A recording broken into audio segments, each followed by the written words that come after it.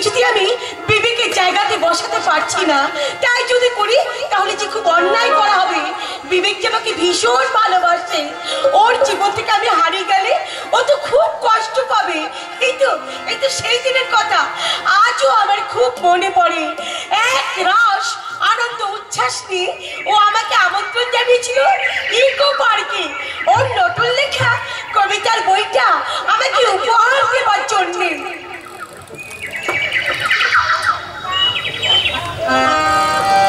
তুমি আসবে বলেই মনটা আমার ময়ূরের মতো নাচছে।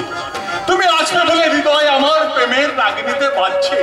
তুমি আসবে বলেই চাঁদ যেন বেশি জ্যোৎস্না দিয়েছে ঢেলে, ফুলগুলো সব গন্ধ ছড়ায় তুমি আসবে বলে।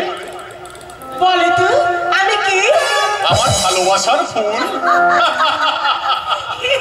তুমি জানলে কি করে? তোমার গন্ধে। গায়ের গন্ধে কি মানুষ চেনা যায় নাকি? তুমি তো আমার কাছে শুধু মানুষ নয় মোহন, তুমি তো আমার স্বপ্নের কারণে ফোটা ফুটন্ত ফুল। যে ফুল প্রতিনিয়ত আমার মনের মধ্যে গন্ধ ছড়িয়ে চলেছে তাকে কি চিনতে আমার কখনো ভুল হয়? তাই তো এই সুন্দর স্বর্ণালী সন্ধ্যায় আমি তোমার হাতে তুলে দিলাম আমার সাধনার পারিজাত এই প্রথম প্রকাশিত কবিতার বইটি। এই বইটার প্রতিটি ভাষা কিন্তু তোমাকে কল্পনা করে লেখা, তাই তো আমি এই বইটি তোমার নামে উৎসর্গ করেছি। তোমার কবিতার ভাষা হতে পেরে আজ আমি ধন্য, আমি অনন্যা। তুমি তো আমার লেখনের প্রিয়না, অপূর্ব অনুবদ্ধ। তুমি তো আমার কবিতার ছন্দ। তুমি আমার পাশে থাকলে আমি যুগে যুগে লিখে ফেলতে পারি আমার প্রথম কবিতা। তাই তো আমাকে একটা কথা বলতে ইচ্ছা করছে। তুমি আমাকে কোনোদিন আমাকে তোমার পাশ থেকে সরে নেবে না তো? বলবো না, আমি সারা জীবন এমনি করে তোমার পাশেই থাকবো।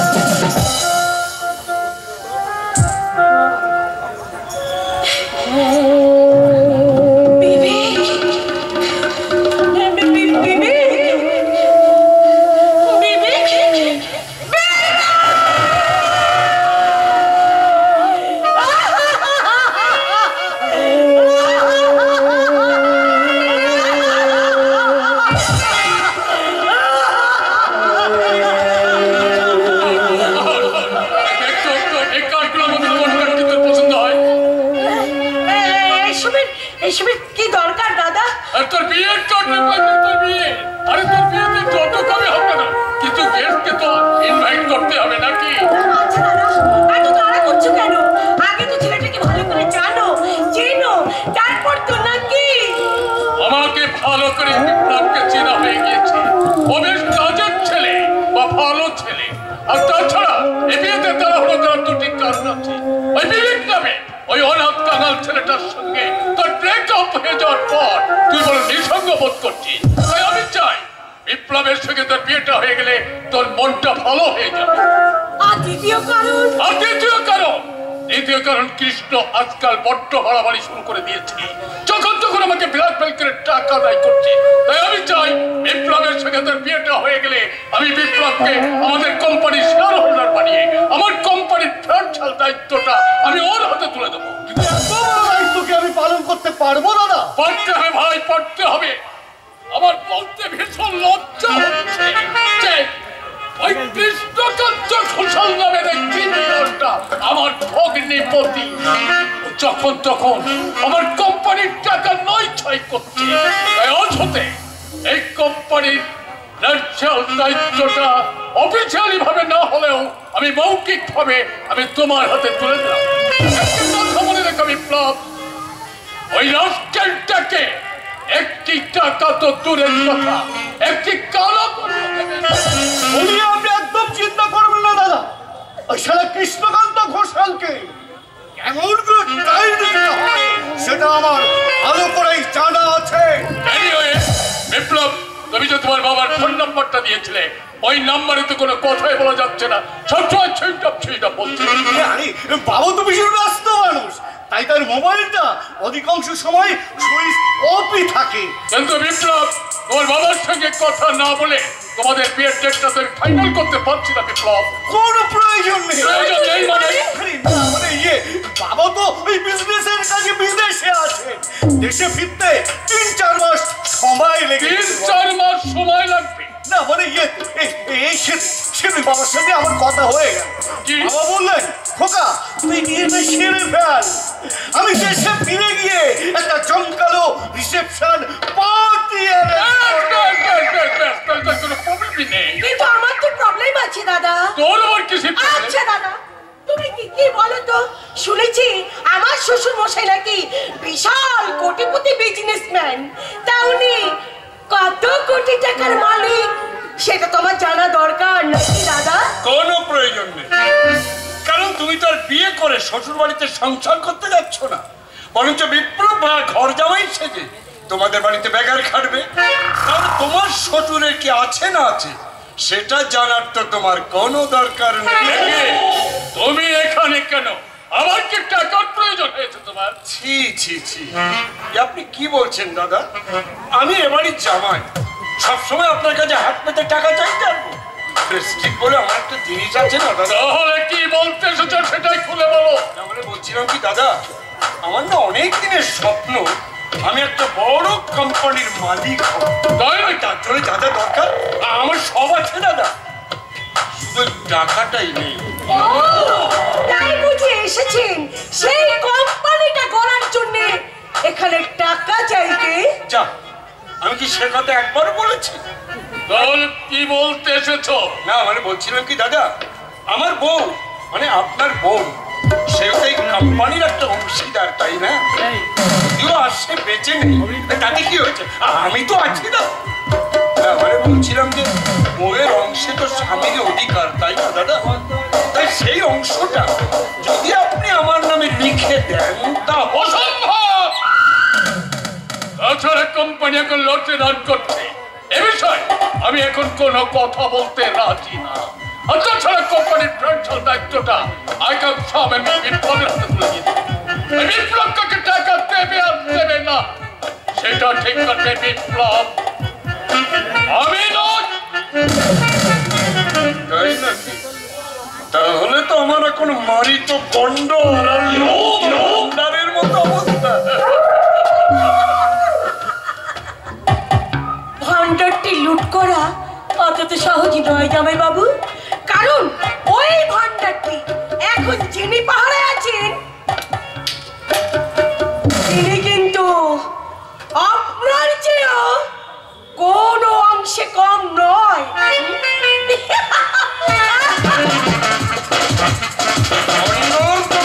করবো এই সুন্দরী। প্রথমে লুট করবো সরকার আর কোম্পানির ভান্ডার, আর তারপরে লুট করবো তোমার যৌবন ভান্ডার। কি ভাবছেন? না কিচ্ছু না, বলছি তুমিও শেয়ানা আমিও শেয়ানা, তেসো না শেয়ানে শেয়ানে দলাদলি না করি, কোলাকুলিটাই সেরে ফেল, তাতে কিন্তু আমাদের দুজনেরই ফায়দা। কায়দা কায়দা করে তুমি আমাকে বশ করতে চাইছো, তাই না? এটা এত সহজে হবে না। বস কি বলছো ভাইয়া? ইচ্ছা করলে আমি কিন্তু তোমাকে অবশ করে দিই। কি বললে? তুমি দেওয়ালির হবু জামাই, তাই না? তুমি কোটিপতি বাপের একমাত্র ছেলে, তাই না? তোমার বাবা সবসময় বিদেশে বিদেশে ঘুরে বেড়ায়, তাই তো? Hong Kong, London, America. সারা কানের গোড়ায় একখানা দেবো না, ওই লন্ডন হংকং তো নিচে দিয়ে বেরিয়ে যাবে। সালা বাপটা সারা জীবন চাপটাটি খাটতে খাটতে বুড়ো হয়ে গেল, আর এ সারা বড় লোকের জামাই হওয়ার জন্য বাপ পাল্টে বড় লোকের ভরণ দেখিয়ে বেড়াচ্ছে। সালা এই শোন শোন, তোর ঠিকুজি কুষ্টি আমি সব জানি তো সালা, তুই তো বিধানমন্ডলের ছেলে। এই দেবো দেবো এই স্বরূপনগরের লোকের সামনে হাটে হাড়ি ভেঙে, তখন দেখবি ওই মৃদুল সরকার তোকে তাড়ানোর আগেই না আমি সারা থেকে সব প্রকাশ করে দেবো। একটাও কথা বলবি না। এখন আমি যে কথাগুলো বলছি মন দিয়ে শোন। আজ থেকে আমি তোর কাছে যখন যত টাকা চাইব সেই টাকা তুই আমাকে দিবি কিনা বল, আর তা না হলে মৃদুল সরকার তোকে এখান থেকে তাড়ানোর আগে তোর পিছনে লাথি মারতে মারতে তোর পরিচয়টা কিন্তু আমি সবার সামনে আমি তোমার দুটো পায়ে বলি, এবার এত বড় সর্বনাশ করো না। তুই যখন যা বলবে আমি ঠিক তখন তাই করবো। তুমি শুধু আমাকে বাঁচাও না, আমাকে বাঁচাও। পথে এসো সোনা, আমি কৃষ্ণকান্ত ঘোষাল, আমি চারাপোনা টপ দিয়ে ধরি রাঘব।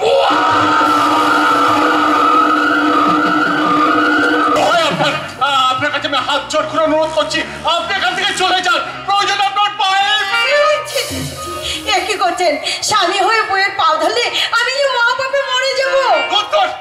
আমি কি আপনাকে বিয়ে করেছি? তা অবশ্য করেনি, কিন্তু আমি তো আপনাদের সিঁদুর পড়ছি। আমি কি আপনাকে শাখা পলা দিয়েছি? তা অবশ্য দেননি, কিন্তু আমি তো আপনার মায়ের আশীর্বাদী বালা পরে আছি। তোর বালার নিখুঁতি করেছে। আপনি এখান থেকে যাবেন কি না? না না না, আমি কোথাও যাবো না। এইখান থেকে চলে গেলে কি খাবো কি পরবো তার তো কোনো ঠিক নেই। এইখানে খাওয়া পড়া কোনো কিছুর অভাব নেই। এইখানে একদম বিন্দাস। এখানে বিন্দাস থাকতে আমি দিচ্ছি না, কিছুতেই না। এখানে থাকলে কিন্তু খুব খারাপ হয়ে যাবে বলে দিচ্ছি। কি খারাপ হবে শুনি? ওই পাড়ার নোংরা ছেলেরা, ওই দুষ্টু ছেলেরা যে কাজটা করে না, আপনার উপর কিন্তু সেই কাজটা হয়ে যাবে।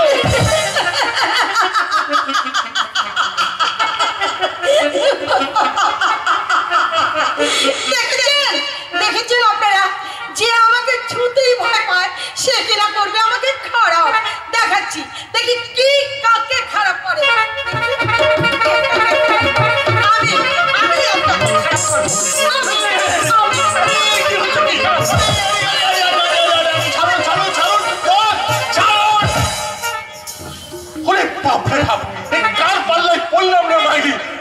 আপনি কি ভেবেছেন? হ্যাঁ কি ভেবেছেন আপনি?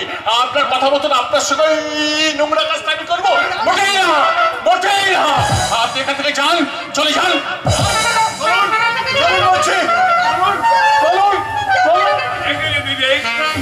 বৌমাকে তো টেনে নিয়ে কোথায় যাচ্ছিস? হ্যাঁ দেখছেন বাবা, আমাকে জোর করে বাপের বাড়ি পাঠিয়ে দিচ্ছি। না না, কদিন হলো বৌমা এ বাড়িতে এসেছে।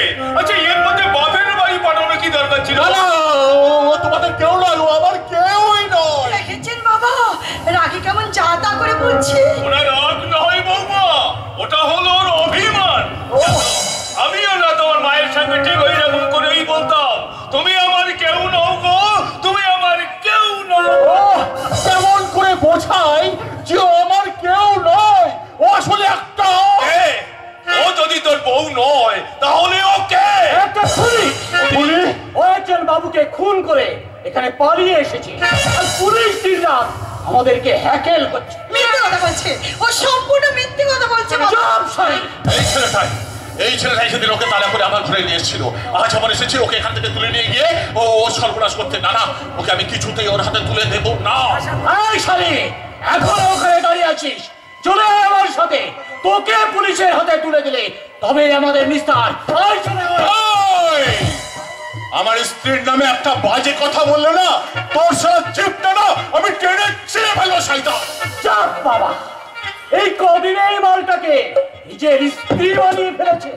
তাই সত্যি সত্যি মালটাকে বিয়ে করেছে নাকি 2-4 দিনের জন্য ফুর্তি করার জন্য বউ বানিয়ে রেখেছে? তখন থেকে কিন্তু অনেক বাজে বাজে কথা শুনছি। আর নয়, যদি ভালো চাও তো এখান থেকে কেটে বলো, ওই যে খাওয়ার ধাক্কা দিয়ে তোমাকে আমি বের করে দেবো। একবার গায়ে হাত দিয়ে রাখো, ওই হাতটা যদি আমি কেটে না ফেলেছি আমার নাম লোটন মস্তান নয়। ভালো স্বাস্থ্যর হাতটা ছেড়ে ফেলতাম, তা নাহলে তোকে আজ আমি এক কদম এগিয়েছ, এই ভজালি পুরোটার গলায় চালিয়ে দেব।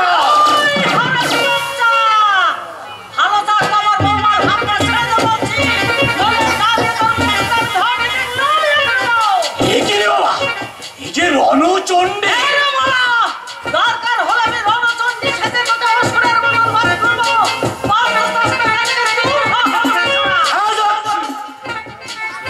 আমিও দেখতে চাই কতদিন তোমরা ওকে এখানে আটকে রাখো। একদিন না একদিন আমি ওকে এখান থেকে নিয়ে যাবই যাব, কথাটা মনে রেখো। দেখলে বৌমা, যে একটু আগে তোমায় বলছিল না যে ও আমার কেউ নয়, সেই তোমাকে বাঁচাতে জীবন পণ করে ওই গুন্ডাটার বিরুদ্ধে রুখে দাঁড়িয়েছিল। ভালোবাসা, বুঝলে বৌমা, এরই নাম ভালোবাসা। ভালোবাসা ভালোবাসা না চাই, ওদের মধ্যে একটু ভালোবাসা নেই। না না, আমাদের মধ্যে অনেকখানি ভালোবাসা আছে। আমাদের মধ্যে অনেকখানি ভালোবাসা আছে। তাহলে রাত্রিবেলায় তুই খাটে আর বাবা মেয়ে তো সই কেন? আমি বলছি মা, আমি বলছি খাটটা খুব ছোট তো, তাই দুজনের একদম কুলে না, তাই ও খাটে আর আমি মেঝেতে। হ্যাঁ ঠিকই তো। এই যে আমি তোমাকে বলছি যে খাটের অভাবে ছেলে মেয়ে দুটো একসাথে ঘুমাতে পারে না। বলি তোমার চোখে কি কোনোদিন কিছুই পড়েনি? তোমার চোখে কি নেওয়া হয়েছে নাকি? আমার চোখে না হয় নেওয়া হয়েছে, বলে তোমার চোখে কি হয়েছে শুনে? নতুন বউটা আসামি মাত্র 2টো শাড়ি পরে ঘুরে মারছে, বলে সেটা চোখে দেখতে পাও না? দোকানের শাড়ি কিনে এনে দিতে পারো না? কোন জোশ কোথাকার? এসব কি হচ্ছে? 2টো শাড়ির জন্য এত ঝামেলা? আরে আমি না হয় মলঙ্গপাড়া হাটের থেকে ওর জন্য 2টো শাড়ি কিনে এনেই দেবো। তুই শান্ত। তুই কেন শাড়ি কিনতে যাবি? তোর মাকে জিজ্ঞেস করতো আলমারিতে যে শাড়িগুলো আছে কার জন্য সাজিয়ে রেখেছে। শাড়িগুলো আমি কার জন্য সাজিয়ে রেখেছি জানো বৌমা? আমার বড্ড শখ ছিল আমার ঘরে লোক গেলে তাকে আমি মা লক্ষ্মীর মতো সাজিয়ে রাখবো। তাই তো আমি সেখানে যত ভালো ভালো শাড়ি পেয়েছি কিনে আমি ওই আলমারিতে সাজিয়ে রেখেছি। কিন্তু আমার ঘরের লোককে যে কোনোদিন আমি বাড়িতে ফিরে আসবে না তবে বুঝতে পারিনি। মাসিমা, বলছিলাম কি, আমি না বিপ্লব ভাইকে বুঝিয়ে সুঝিয়ে বাড়িতে নিয়ে আসবো, কিন্তু আরে তুই শান্ত। যে ছেলে বাবাকে চিনতে পারে না তেমন ছেলের আমি মুখ দর্শন করি না। মেসোমশাই, এই আমার মেয়ে সমস্যায় কেন? মেয়ে সমস্যায় কেন? যাদের কোনো সন্তান নেই তারা কি বেঁচে নেই? ওরে খোকা, আমাদের তবু তো তুই আছিস, তুই কি আমাদের দেখবি না বাবা? কেন দেখবো না মা, কেন দেখবো না? সেই কোন ছোটবেলায় আমি বাবা মাকে হারিয়েছি, আমার তো মনেই পড়ে না। কিন্তু আমার একটা ভয় হয় মাগো, আমি যে তোমাদের নিজেদের সন্তান নই। তাতে কি হয়েছে?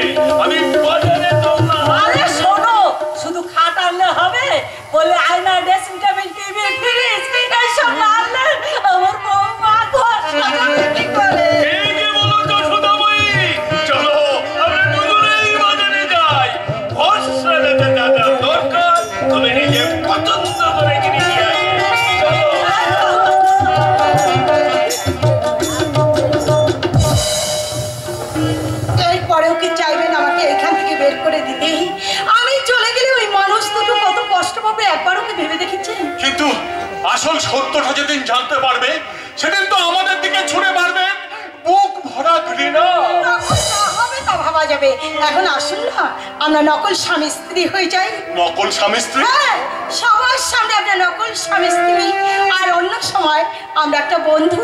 বন্ধু?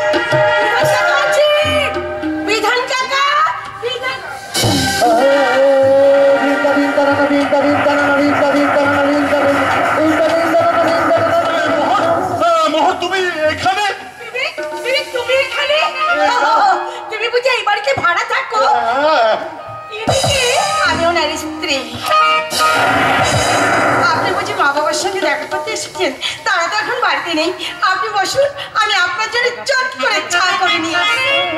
বিবেক, তুমি বিয়ে করেছো? এতদিন ধরে তাহলে তুমি আমার সাথে অভিনয় করছিলে? ঘরের নিজের বিবাহিত স্ত্রী থাকা সত্ত্বেও দিনের পর দিন তুমি আমাকে মিথ্যে প্রেমের প্রতিশ্রুতি। না মোহন না, তুমি আমাকে ভরসা করতে পারো। তোমার কোনো কথাই আমি শুনবো না। আমি তো তোমাকে অন্ধের মতো ভালোবেসেছিলাম। তুমিও তো কথা দিয়েছিলে সারা জীবন তুমি আমার পাশে পাশেই থাকবে। তাহলে কেন বেইমানি করলে? বলো কেন? তুমি বিশ্বাস করো মোহন, আমি তোমাকে আগে যেমন ভালোবাসতাম আজও ঠিক তেমনটাই ভালোবাসি।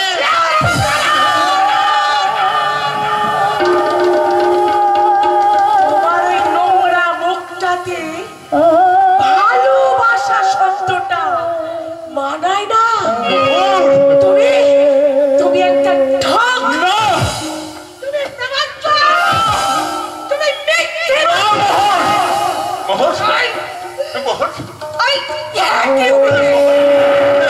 আমার কথা শোনো মোহন, আমাকে ভুল বুঝো না।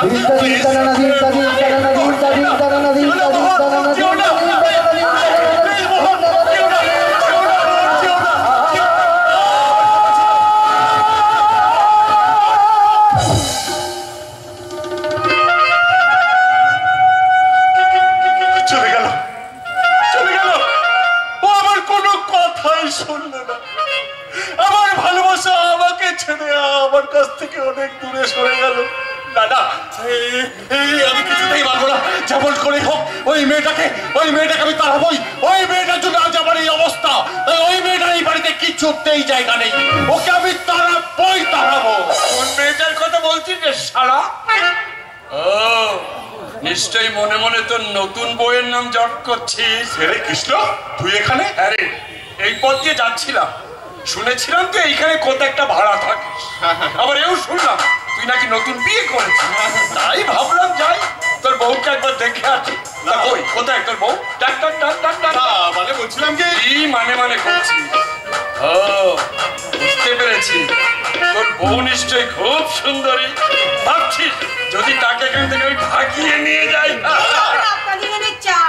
আরে তোর বউ তো একটা জিনিয়াস মাইরি। অতীতে আসতে না আসতে একেবারে চা। আরে দিন বৌদি, চাটা আমাকে।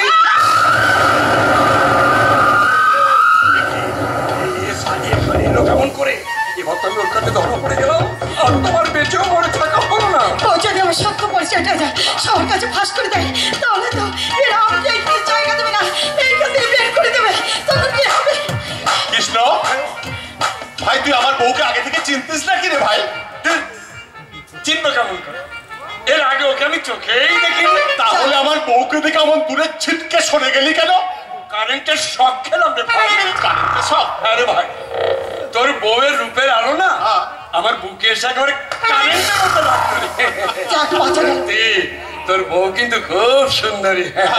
তাজা বলেছিস ভাই, তাজা বলেছিস। তা বলছি ভাই, তুই দুপুরে এখানে খাওয়া দাওয়া করে তবেই যাবে কিন্তু। হ্যাঁ, আমার একটা ইন্টারভিউ আছে বুঝলি, আমি ইন্টারভিউটা দিয়ে খুব তাড়াতাড়ি বাড়িতে চলে আসবো। আচ্ছা ঠিক আছে। আর শোনো ভাই, খাওয়া দাওয়া না করে কিন্তু যাবি না।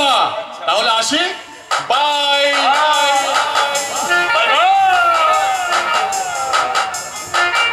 শুধু খাওয়া দাওয়া করে যাব না রে, সেই সঙ্গে তোর বউটাকেও খেয়ে মরে ভূত হয়ে গেছে। জলজান্ত মানুষটা চোখের সামনে দাঁড়িয়ে আছে, আমার ন্যাকার মতো প্রশ্ন করছে, তুমি এখনো বেঁচে আছো? তুমি এখন এলে কেমন করে? অনেক ইতিহাস, সেই ইতিহাসের কথা আমি তোমার কাছে বলবো না। ইতিহাসটা না বললেও তোমার ভূগোলটা কিন্তু আমি জানি।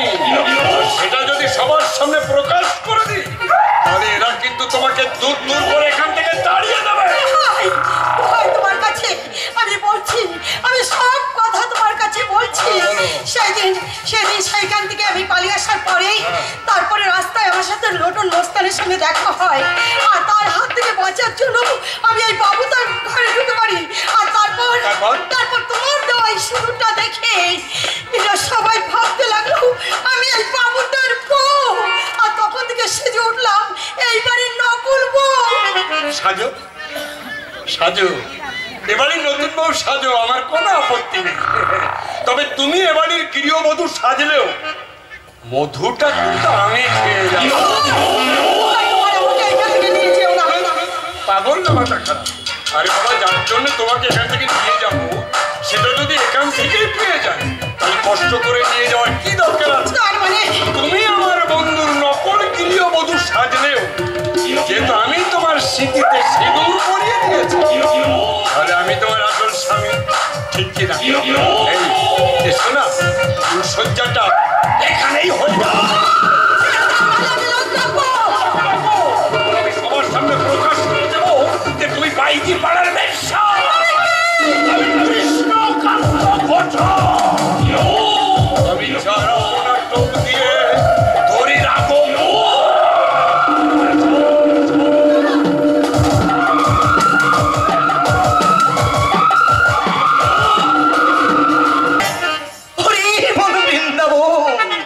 আমি দিনে রাম, রাতে রাবণ।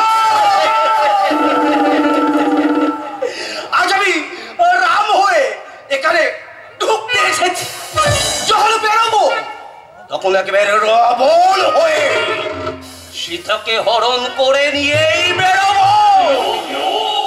হরি বল বৃন্দাবন, আমি দিনে রাম, রাতে রাবণ। আমি চুম্বানন্দ বাবাজি সেজে সকলের রোগ সারাতাম। তবে হ্যাঁ, একটা সুন্দরী নববিবাহিত মহিলা না আমার কাছে না কি যেন একটা রোগ সারাতে এসেছে। আমি তাকে এমন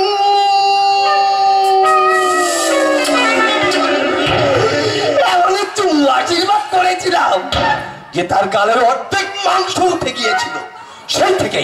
সেই থেকে তার স্বামী আজও আমাকে লাঠি হাতে খুঁজে বেড়াচ্ছে। তাই তো আমি রাতারাতি ওই চুম্বানন্দ বাবাজি থেকে একেবারে কপালেশ্বর বাবাজি হয়ে উঠেছি। হরি বন্ধু বৃন্দাবন, আমি দিনে রাম, রাতে রাবণ। চাল ফেলার পালা, সোনার জাল। অভিনয়টা তাহলে এবার সেরেই ফেলি।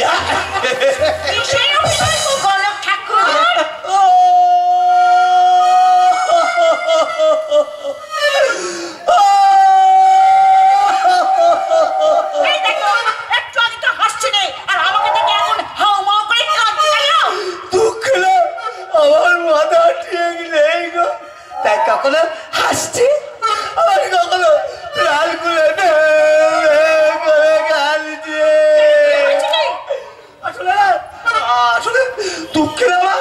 বুকটা হেউড়ে হেউড়ে উঠছে। তাই তো এখানে একটু প্রাণ খুলে কাঁদতে এলাম। আসলে দুঃখের ভাগ নেওয়ার কেউ নেই তো আমার। আরে কেউ নেই তো একটা বিয়ে করে নিলাই তো পারো। সে চেষ্টা করিনি ভেবেছো? যেদিন থেকে এই গোপের রেখা দেখা দিয়েছে না, সেদিন থেকেই এই মালঙ্গপাড়া চত্বরে আমি মেয়ে খুঁজে বেড়াচ্ছি। কিন্তু যেখানেই সারা মেয়ে খুঁজতে গেছি, সেই সাই না আগে থেকে ওই তাই তো আগে দুঃখে আর কখনো বিয়ে করবো না মন করে বৈরাগী হয়ে গেলাম।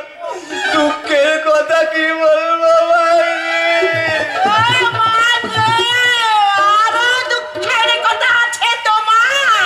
বই কি এতদিন আমি সকলের কপাল দেখে বেড়াতাম, কিন্তু আজ আইনাতে নিজের কপাল দেখে না আমার এই চোখ একেবারে কপালে কপালে কপালে উঠে গেছে। কি দেখলে? দেখি দেখি আমার কপালে না বিয়ের চোখ উঠেছে।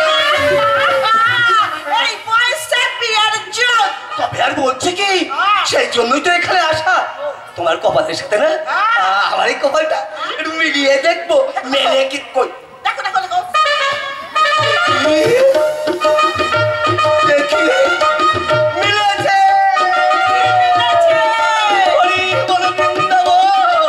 আমি দিনের রাত রাতের রাত, মানে তোমার কপালের সাথে না আমার কপালটা একেবারে মিলে গেছে। মানে আমাদের দুজনের সাথে না দুজনের বিয়ে। কি বললি ঘাটের মরা? আমার বিয়ে আবার তোর মতো একটা পুরো শকুনের সঙ্গে তারা ঘাটের মরা তোর ব্যবস্থা করছি। আমার পুরো ছেলেটা দিয়ে ঝাড়ার দরকার নেই। তোমার এই ঝাড়ার থেকে তোমার মুখের চাটরে বেশি। মাসি, ও মাসি, কি হচ্ছে লোটন? ভালো হোক খারাপ হোক, একটা জব্বর খবর আছে। বকুলকে পাওয়া গেছে। কোথায় আছে সে শয়তানি? মহেশপুর বিধানমন্ডলের বাড়িতে নকল বউ সেজে আছে। সে কি? তা পারলি না তার চুলের বুটি ধরে টেনে আনতে। আমি তো করতে চেয়েছিলাম, কিন্তু বাড়ির লোকেরা এমন ভাবে তেড়ে এলো যে আমার প্রাণটা রেখে সেখান থেকে আমি পালিয়ে এসেছি। ওই সাদের জন্য আমাদের কারবার বহুত মন্দা চলছে। বাবুরাই মহল্লা থেকে মুখ ফিরিয়ে দিয়েছে। চিন্তা করো না মাসি, যেভাবে হোক বকুলকে আমি উদ্ধার করবই। কিন্তু কিভাবে? যদি কিছু খরচ করো, মেয়েটাকে আমি এখানে তুলে আনবো। হ্যাঁ গো, হ্যাঁ, আমি 2000 টাকা কাজ হয়ে যাবে। 2000 টাকা? আরে হ্যাঁ গো বাবা, হ্যাঁ 2000 টাকা। কাজ না হলে পয়সা ফেরত, পয়সা থাকলে টাকাটা দাও। ঠিক আছে, তাহলে এই নাও 2000 টাকা।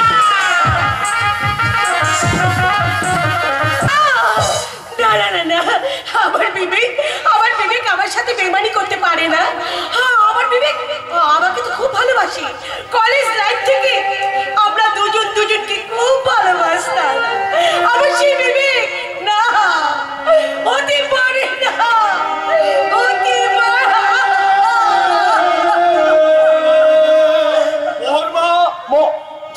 এই যে মহর্মা, কি বিধান কাকা, তুমি এখানে এলে কেন? শুনলাম কাল নাকি তুমি আমাদের বাড়িতে গিয়েছিলে, তা কেন গিয়েছিলে মা?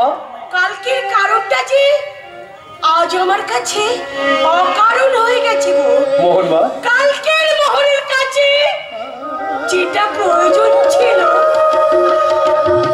আজকের মোহরের কাছে সেটা যে নিষ্প্রয়োজন।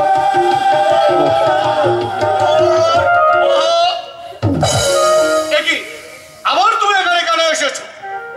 সেভাবে কাজের ফাঁকি দিতে শুরু করেছো, তাতে নির্ঘাত চাকরিটা যাবে আন্দাজ করে আগে থেকে মোহরের কাছে এসেছো ম্যানেজ করতে, তাই না? চাকর বাকরকে বেশি প্রশ্রয় দিও না মোহর, তাহলে দেখবে একেবারে মাথায় চড়ে উঠবে। হ্যাঁ, তুমি যেমন আমাদের কোম্পানির চাকর হয়ে দাদার প্রশ্রয় পেয়ে মাথায় চড়ে বসে আছো, তেমনি সবাইকে মনে করো না। তুমি আমাকে চাকর বলছো? ওটা তোর কে বিয়ে করেছে? মোহনবার বিয়ে হয়ে গেছে বাবু। রেজিস্ট্রি ম্যারেজ হয়ে গেছে, কিন্তু সামাজিক আনুষ্ঠানিক বিবাহ এখনো বাকি আছে। তাই আমি চাই আপনি আমাদের কোম্পানিতে 30 বছর কাজ করছেন, তাই আমি চাই আমার ছোট বোনের বিবাহ অনুষ্ঠানে আপনি উপস্থিত থেকে ওকে আশীর্বাদ করবেন। আপনাকে কিন্তু আসতেই হবে। নিশ্চয়ই আনবো বাবু। আমার মোহনবার বিয়ে আর আমি আনবো না? আমার মোহনবার বিয়েতে আমি খুব আনন্দ করবো বাবু, আমি খুব আনন্দ করবো। দাঁড়াও বিধান কাকা, তুমি যদি 30 বছর ধরে আমাদের কোম্পানিতে চাকরি করেই থাকো, তাহলে এদের খামার বাড়িতে কখন কাজ করতে? সেটা তোমাদের বিপ্লব বাবুই বলতে পারবে। আচ্ছা বিধান কাকা, তুমি বলেছিলে না তোমার একটা ছেলে আছে, সে নাকি ইঞ্জিনিয়ারিং পাস করেছে? তোমার সেই ছেলে কোথায় গো? হারিয়ে গেছে। বলেছিলেন সে মারা গিয়েছে। কাছে নেই, তাকে কি বেঁচে আছে বলা যায় গো বাবু? সে শর্ত বড়দার বাজারে বিক্রি হয়ে গেছে। তাই আমার কাছে সে শুধু মানে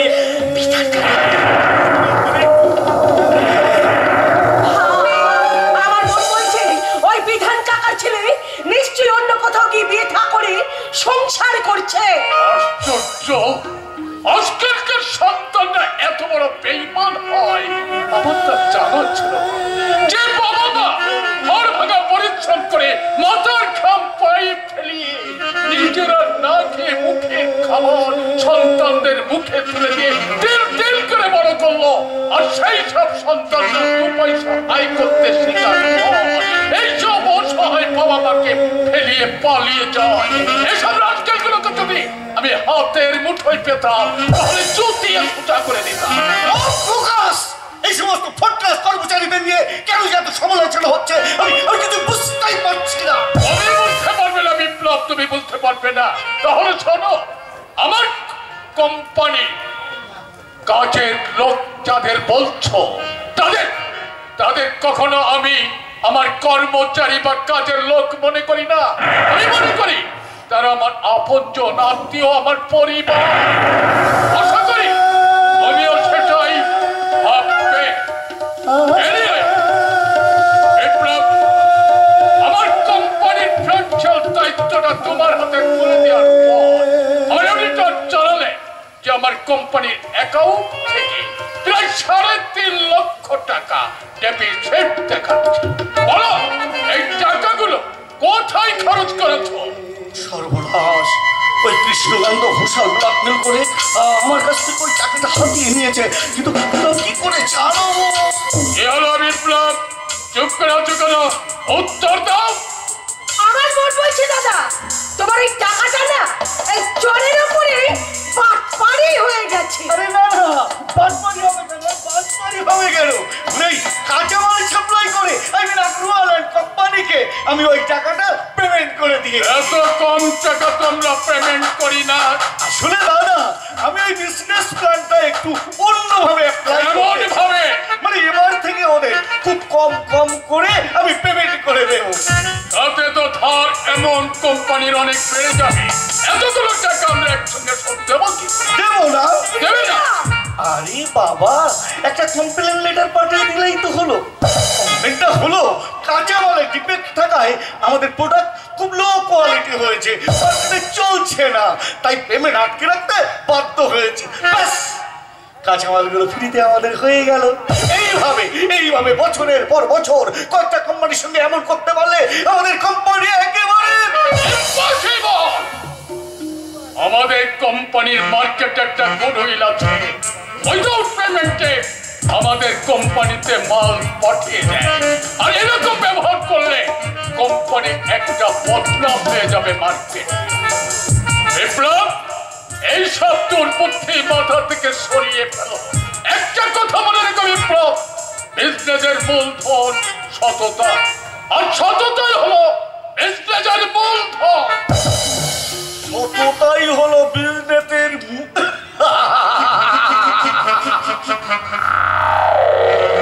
দাদা, আগে সব কথা চলত,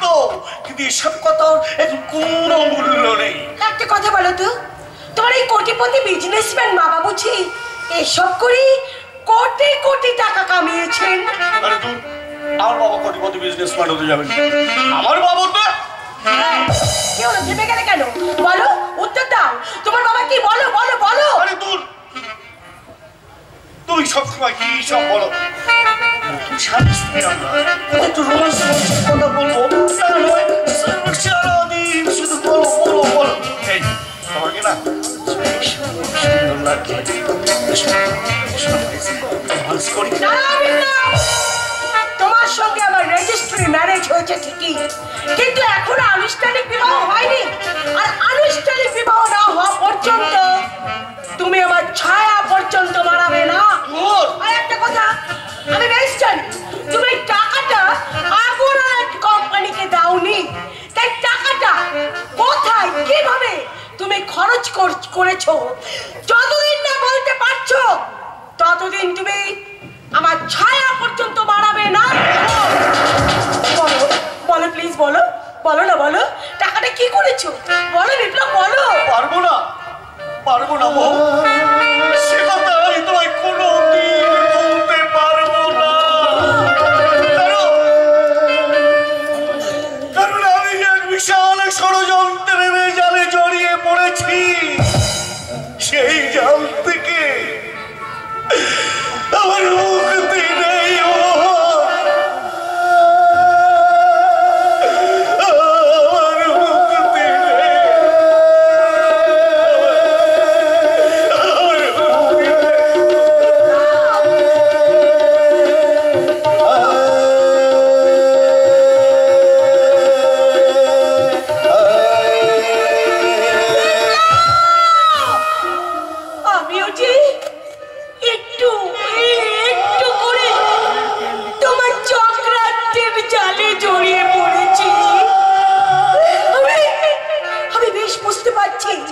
তোমার আগা ঘোড়া পুরোটা মিথ্যে দিয়ে মোড়া। ওই বিবেক যদি আমার সাথে বেইমানি না করতো তাহলে আমি কিছুতেই ওই বিপ্লবের পাতা ফাঁদে পা দিতাম না। বিবেকের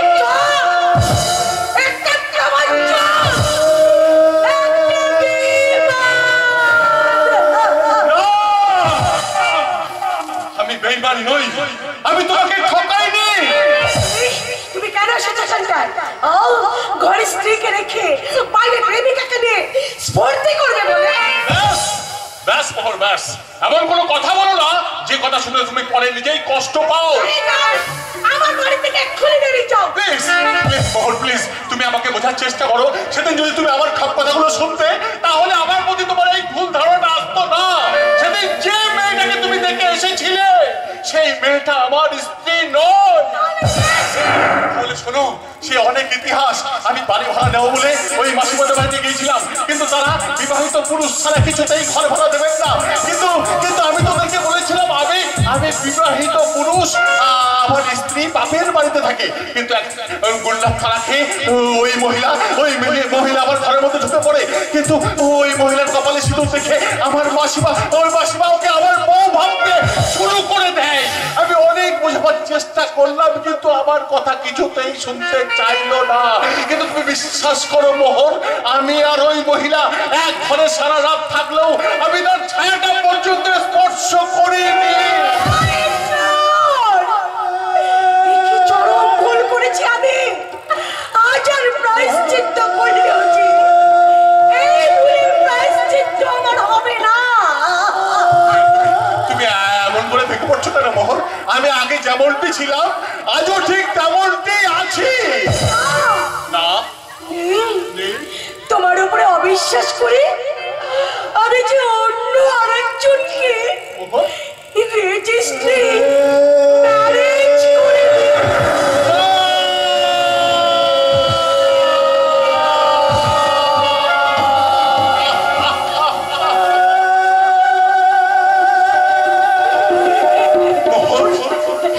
তুমি আমাকে কি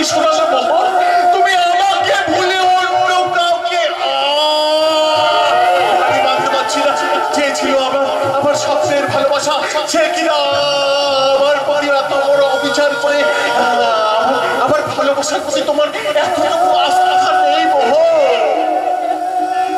ভালোই করেছো, তুমি ভালোই করেছো। আমার কি বা আছে বলো? না আছে ঘর বাড়ি আর সোনা দানা দিয়ে যে তোমাকে আমি মুড়িয়ে রাখবো সে সামর্থ্যটাও আছে।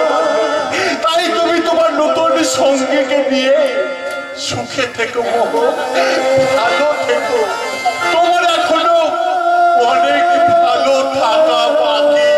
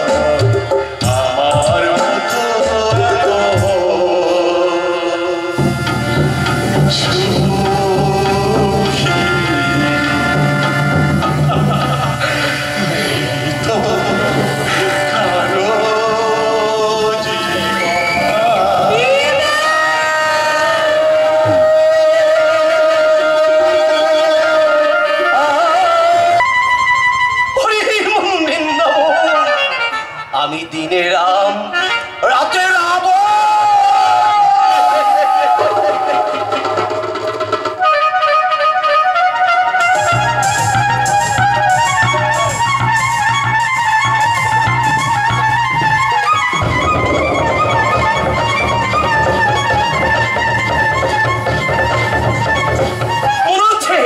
ঠিক সময় ঠিক জায়গায় এসে পড়েছি। আমি দিনে রাম রাতে রাবণ। এবার টুক করে টপলে দিয়ে শিকারটাকে তুলে নিতে পারলেই কেল্লা পথে।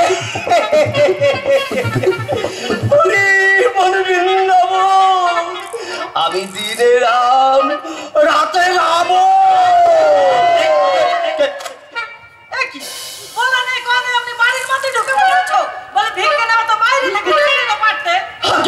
আমি ভিখারি নই গো মা জননী, আমি হলাম গিয়ে ওই কপালের সর্বাবাজ। মানুষের কপাল দেখেই আমি বলে দিতে পারি তার কপালের সুদিন আসছে না তার কপালে ভোগান্তি পাচ্ছে। জয় গুরু জয় গুরু জয় গুরু জয় গুরু জয় গুরু জয় গুরু। আমি কি দেখছি না, তোমার কপালটা তো দেখছি বড্ড খারাপ। কেন বাবা, কি লেখা রয়েছে আমার কপালে? ভয়ঙ্কর বিপদের কথা লেখা রয়েছে।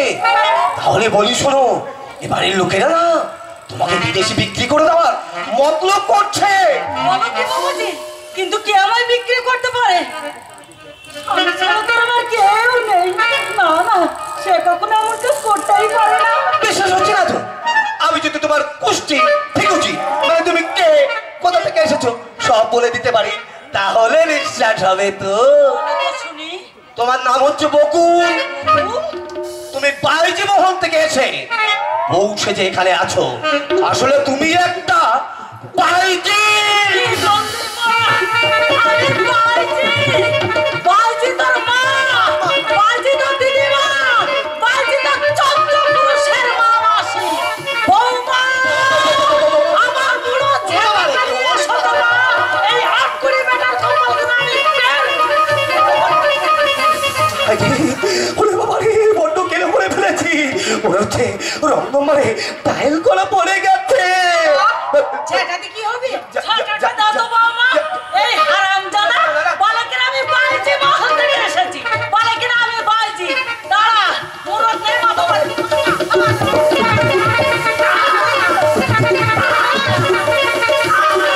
ওরে বাবা রে, আমার ভুল হয়ে গেছে মা। আর তো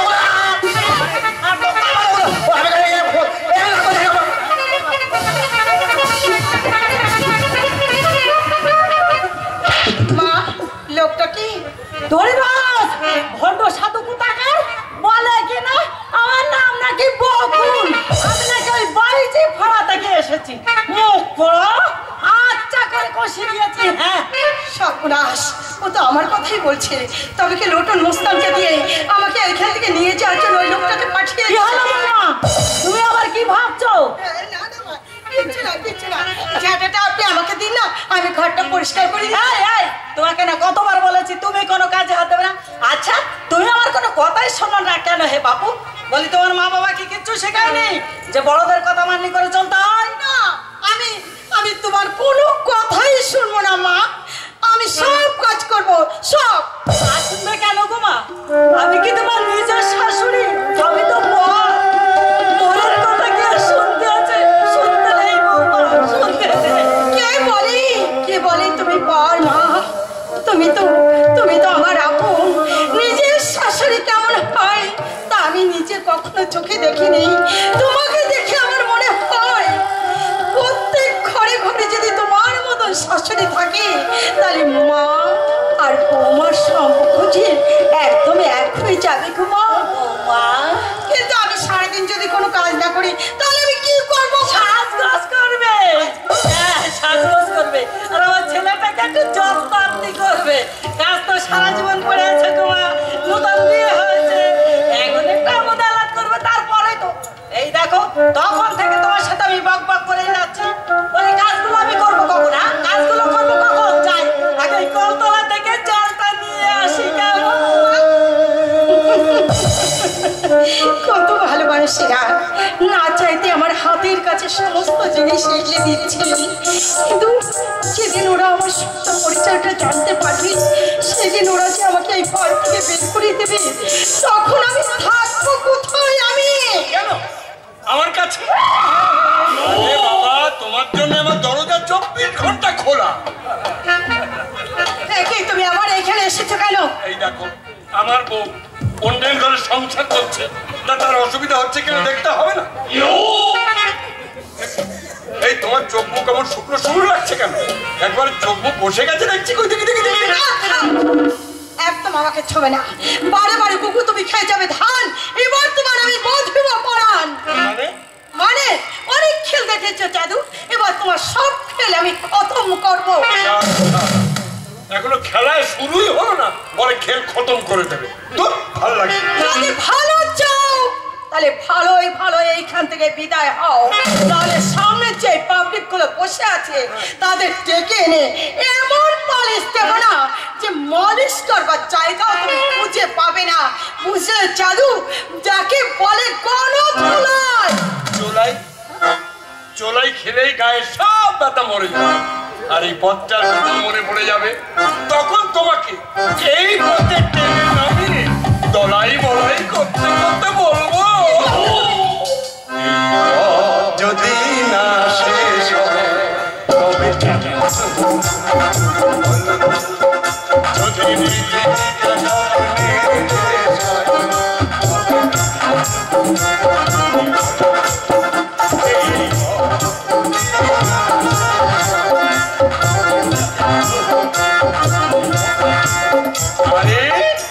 এই তোমার হাতের বালা দুটো তো ভারী সুন্দর, এই দুটো আগে তো কখনো দেখিনি। এই দুটো বালা আমি কখনো তোমার হাতে তুলে দেব না। আমি কি চোর, ছাচোর, চিটিং বাদ নাকি জন্যের জিনিস জোর করে ছিনিয়ে নেব? আরে বাবা, আমি নিপাট ভদ্র, পরের জিনিস আমি হাত দিই, তবে নিজের জিনিস হলে নি। নিজের জিনিস মানে? তুমি তোমার বউ, ঠিক কিনা? তাহলে তোমার জিনিস মানে আমার জিনিস। এই বালা দুটো আমি তোমার হাতে তুলে দেব না, এগুলোর মায়ের শেষ স্মৃতি ছিল, আমি এইগুলো কখনো নষ্ট করতে পারবো না। হারামজাদী, একটু আগে তুই আমাকে গণধোলাইয়ের ভয় দেখাচ্ছিলি না? দেখবি প্রতিবেশীদের ডেকে বলে দেবো যে তুই একটা বাইজি পাড়ার তারা তোকে এখান থেকে লাথি মারতে মারতে তাড়িয়ে দেবে। সেই সঙ্গে এখানকার পরিবেশ নষ্ট করার জন্য সবাই মিলে চাঁদা তুলে তোকে এমন ধোলাই দেবে না, তখন শালি বুঝতে পারবি যে গণধোলাই কাকে বলে। এখন বল, গণধোলাই খাবি না বালা দুটো আমাকে দিবি? বল বল বল বল বল।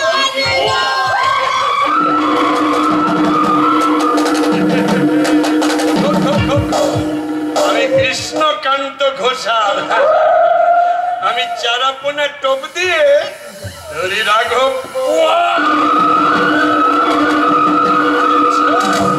বকুল রানী। এখানে সবাই জানে আমার নাম বন্ধনা, ওই কথাটা কখনো তুমি উচ্চারণ করো না। ঠিক আছে, বলবো না বলবো না বলবো না। পাড়া দুর্গের ভারী আছে, হ্যাঁ ভরি চারেক হবে। তাহলে বিষয়টা কি দাঁড়ালো? 4 × 50 মানে 2 লাখ। কিন্তু পুরানো সোনার দাম কি এত দেবে? না দেবে দেবে দেবে দেবে। ওই যে কথায় বলে না, পুরানো চাল ভাতে বলে আর পুরানো সোনায় খাদ বলে। যাক, যেটা পেয়েছি তাতেই লাভ। मेरा जीवन मेरा जीवन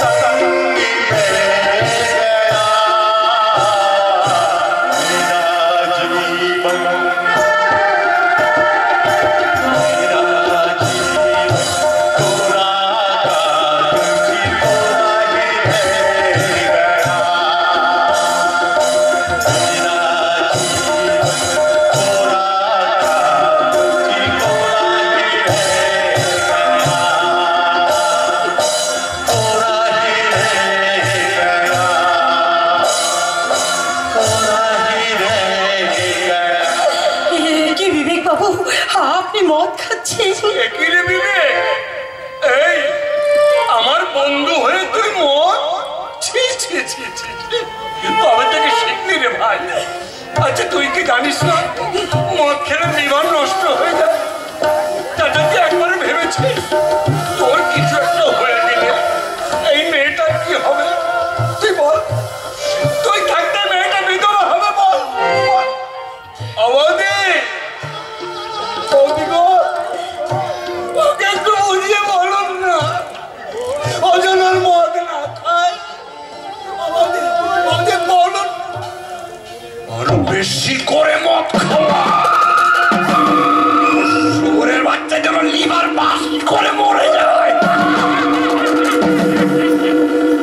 যাচ্ছে।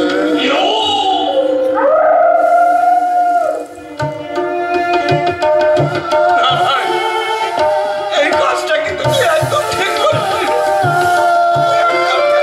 কৃষ্ণ কৃষ্ণ কৃষ্ণ, কেন এমন কি করলে বলতে পারো?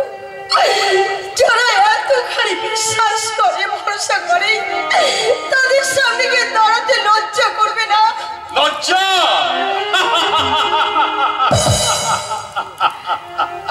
লজ্জা? যে মানুষটা ভুয়ো সম্পর্কের বোঝা মাথায় নিয়ে নিরজ্জের মতো রাস্তায় রাস্তায় ঘুরে বেড়ায়, তার আমার লজ্জা? কেন কি করছে বিবেকবাবু? কি ক্ষতি করেছিল আপনার? আপনার আপের স্বামীর কাছে আপনি সুখে হাতে পারেননি বলে আপনি আমার হাতে শীতেতে সিঁদুর পরে সুখী হতে চেয়েছিলেন। কিন্তু একটা কথা মনে রাখবেন ম্যাডাম, সব সিঁদুরে সুখ মেলে না। এও মনে রাখবেন, এই সংসারে সংসেজে সিঁদুর পরে বউ হয়ে ঘুরে বেড়ালেও কখনো ভালো বউ হওয়া যায় না। আমার জন্য আপনি মদ খেয়েছেন, ঠিক আছে, আজই আমি এখান থেকে চলে যাব। আচ্ছা, আরো দুটো দিন আগে তো এখান থেকে চলে যেতে পারতেন, তাহলে তো দুটো জীবন এইভাবে শেষ হয়ে যেত না। দুটো জীবন? হ্যাঁ হ্যাঁ, দুটো জীবন। সেদিন যে মেয়েটা আমার বাড়িতে আমার বাবার সঙ্গে দেখা করতে এসেছিল, সেই মেয়েটাকে আমি ভালোবাসতাম। আর সে আপনাকে দেখে আমার জীবন থেকে সারা জীবনের মতো আমার পাশ থেকে চলে গেছে। হা ভগবান, এমনটি হতে পারে যে আমি স্বপ্নে কখনো ভাবতে পারিনি। আমি যাব বিবেকবাবু, তার হাতে পায়ে ধরে আমার আপনার জীবনে আমি ফিরিয়ে নিয়ে আসবো। কিন্তু কোথায় পাবেন তাকে? কোথায় পাবেন?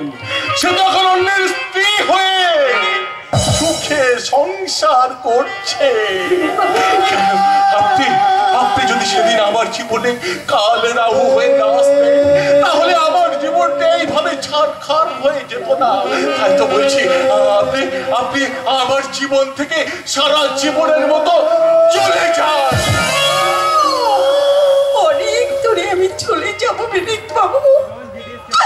যে কটা দিন আপনার জীবনে ছিলাম, সেই কটা দিন মধুর স্মৃতি এই বুকে নিয়ে আমি অনেক দূরে চলে যাব বিবেকবাবু। তবে যাওয়ার সময় আপনাকে একটা কথা বলে যাই, আমার স্মৃতিতে সিঁদুর থাকলেও আমি বিবাহিতা নই। আমার স্বামী নেই, সংসার নেই, আমার কেউ নেই।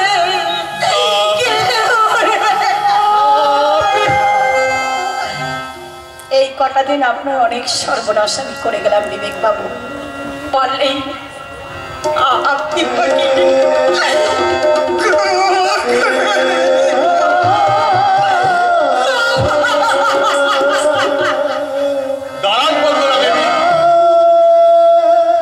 প্রত্যেক পুরুষের জীবনে কোনো না কোনো নারী হয় তার জীবনের বাঁচার প্রিয়না, কিন্তু আপনি করেছেন আমার জীবনের ধ্বংসের সূচনা।